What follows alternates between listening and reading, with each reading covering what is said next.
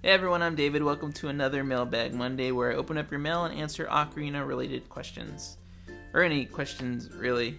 People have asked about my favorite cookie before, so I hope you all had a wonderful Christmas and holiday season. I had so much fun hanging out with my family and opening gifts, playing board games, and eating.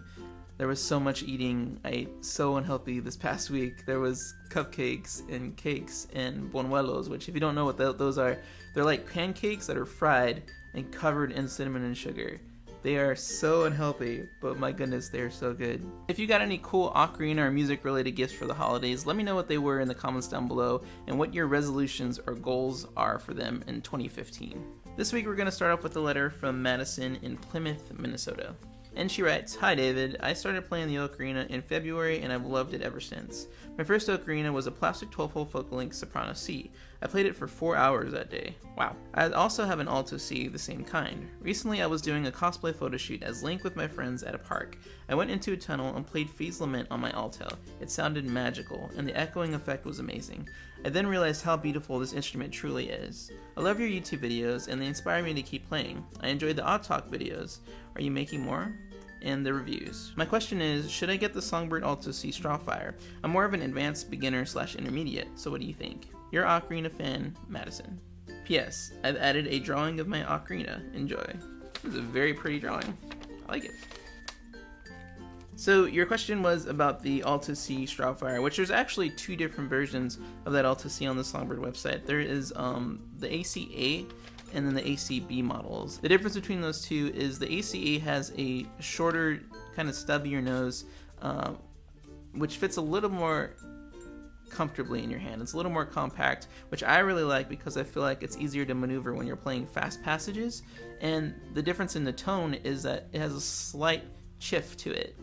It's a little more like the Italian ocarinas from Budrio, just not as extreme as those, but it's got a slight chiff to the tone. With the ACB model, the nose is a little bit longer, so if you're a beginner, it's more comfortable to reach the high notes when you have to grip with your right pinky and ring finger. So you would just wrap those over the nose, and it's a little bit easier to lift up your thumbs and your left pinky.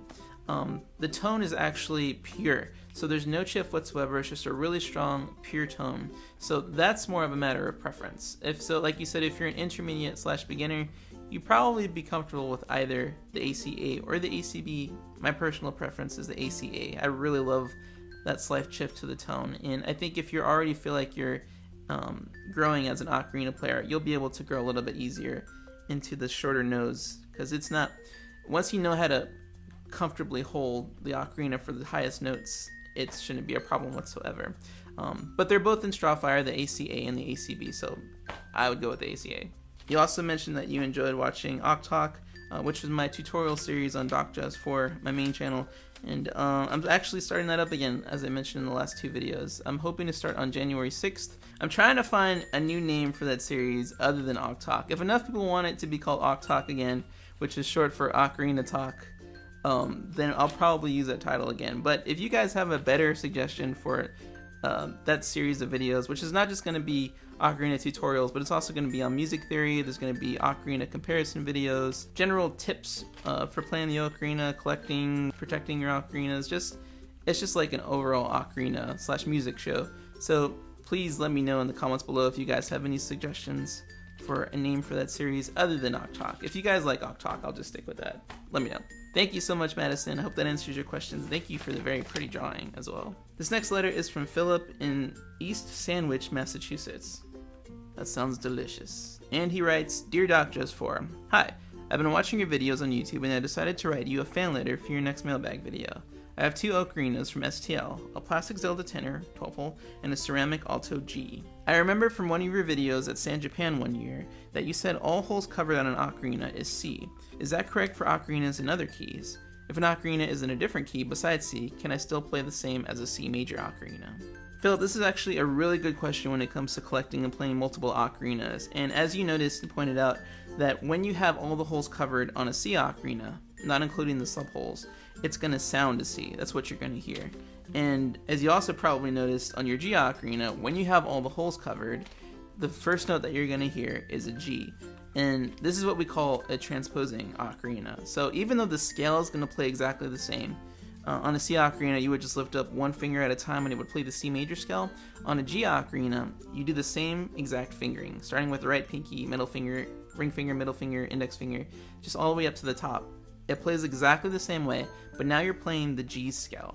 And this is the same for any ocarina. If you play on a D ocarina, starting at the bottom, you're going to play a D, and you work your way up, it plays a D major scale. All 10 and 12 holes, or most anyway, are designed to play this way and make it easier for the ocarina player. If you want to play a specific scale, like on your G ocarina, if you want to play the C major scale, you have to understand transposing. I'm actually just going to grab an ocarina because this is kind of confusing. Let's say that this is a G ocarina. And I want to play the C major scale. So first I'd have to find C, and what I will do is I'll work my way up. This is G, A, B, C. So this would be my starting position for the C major scale on a G ocarina. And then I would just have to play the scale starting from this position.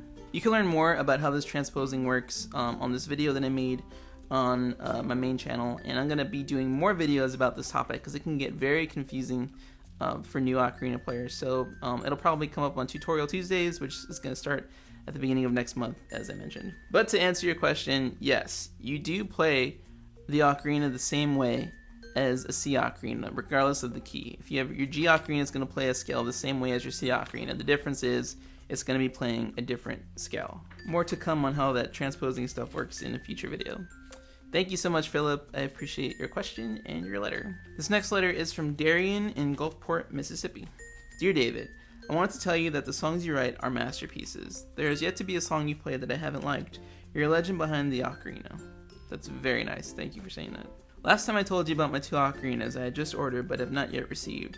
But once I had gotten them, I started playing and didn't stop for about 7 hours. Wow. Now I'll remind you that I haven't played any instruments before in my life. Be that as it may, I found that playing the ocarina came very natural to me.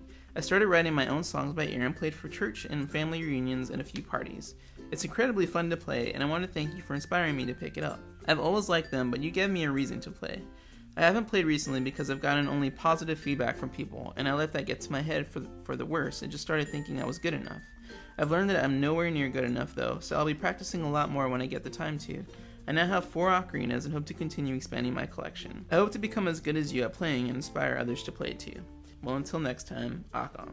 Darian. Darian, thank you so much for your kind letter.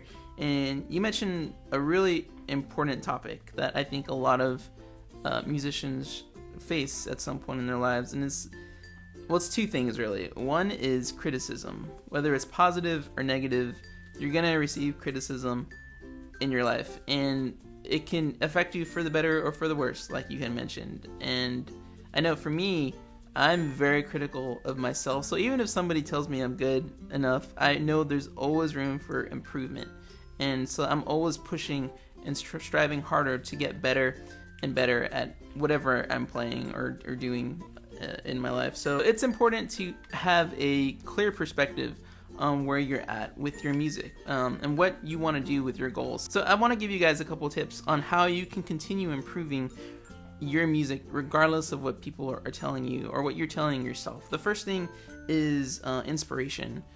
You need to have something that's going to get you started off initially, that's going to light a fire under you and get that spark going for music in your life. So I suggest watching people on YouTube who you look up to, who you love their music, or going to a live show and watching them in person. That's even better. You can't get any closer than that. Just picking up any musical instrument and just fiddling around with it and just trying to get excited about what you're playing. It's going to inspire you to get moving and start playing music with your ocarina or whatever your musical instrument is. The second tip to improving is motivation. When you run out of inspiration and it completely leaves your system, what's going to keep you going? What's going to get you out of bed in the morning and start practicing? Because that is the hardest part in being a musician. Yes, we can all get inspired initially. We can see someone playing a music instrument fantastic, but what's going to continue that growing for you? That's where motivation comes in, and you have to find out what that is. Make a goal for yourself. Set a year-long plan to release a new song every single month, or to memorize a new song every single week. Just keep something going, whether it's journaling about your progress or recording a video on YouTube just so you can see how much you've improved. Ask a friend to check in on you and how much you're practicing, or even go to a local coffee shop and play. Just like set a date on the calendar and say, oh, there's a live music thing going on here where I can go and play. I'm going to practice my heart out so I can be ready for that performance. Performances are really good for keeping that motivation going. And on that note, accountability is extremely important as well. This is why I'm a big fan of music education and having a proper teacher or tutor work with you on improving overall. Because going back to the first one on having a proper perspective, it's important that you have someone who you trust and who's very skilled at their instrument be able to give you proper criticism and give you a clear perspective on where you're actually at. Yes, it's very nice if someone who loves you and who's a family or a friend tell you how good you're getting, but it's really important that you have an unbiased review and critique of how you're progressing with your music, and just for them to be able to give you tips on how you can improve. So even if you don't know any teachers in your area, like for the ocarina especially, that's where it's the hardest because there's only like 2 or 3 ocarina teachers in the whole US.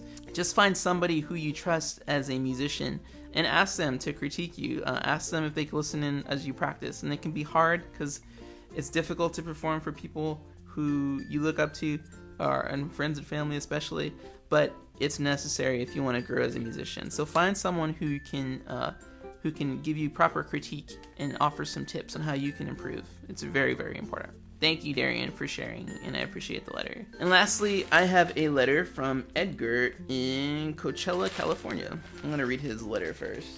It says, David, I like how you play the ocarina, but how much air are you supposed to blow into it?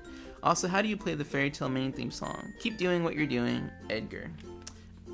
Well, first, for the Fairy Tale main theme, I actually tabbed out that song for Songbird Ocarina in their anime songbook, which I'll leave a link to in the description below. And it's got not only the Fairy Tale main theme, but also has Happy's theme from Fairy Tale as well. So you can check that out. There's a PDF download as well as a physical songbook that you can get, and it's a really fun song to play. But your second question, how much air are you supposed to blow into your ocarina?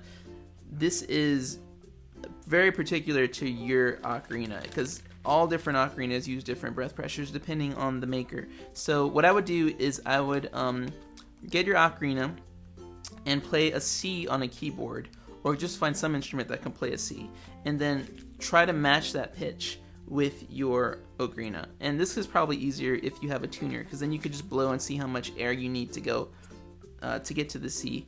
And there's actually apps for like iPhone and Android devices where it has a built-in tuner device to do that. So I would highly recommend that. And then go to the highest C.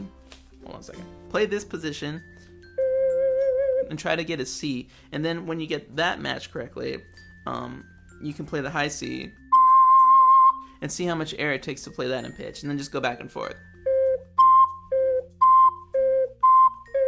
And even easier is to just play one at a time with the tuner.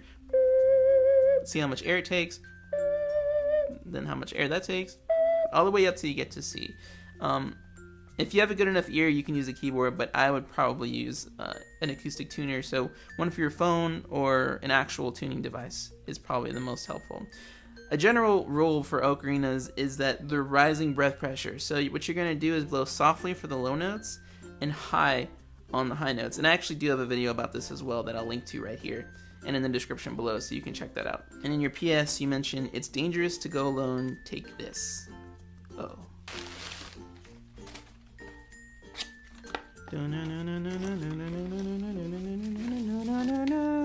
You sent me, it looks like the STL Shield Ocarina.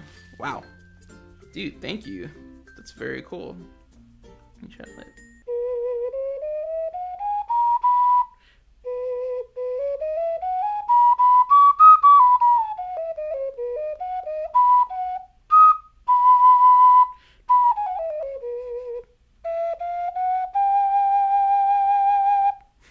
Dude, Edgar, thank you so much for sending this. As you know, I'm a huge Zelda fan, so any Zelda ocarinas that I can get is a perfect gift. So thank you so much. Once again, thank you all very much for sending me your mail. I love answering your guys' questions and seeing what you guys send me. If you enjoyed this video, please give it a like, and please leave a comment down below to let me know if you guys are enjoying this series or how I can improve it in any way, because I love opening your mail, but if I can make it more interesting and more fun for you guys, I would love to do that. If you haven't already, please subscribe, and if you'd like to send me something to open in a future mailbag, the address is right here.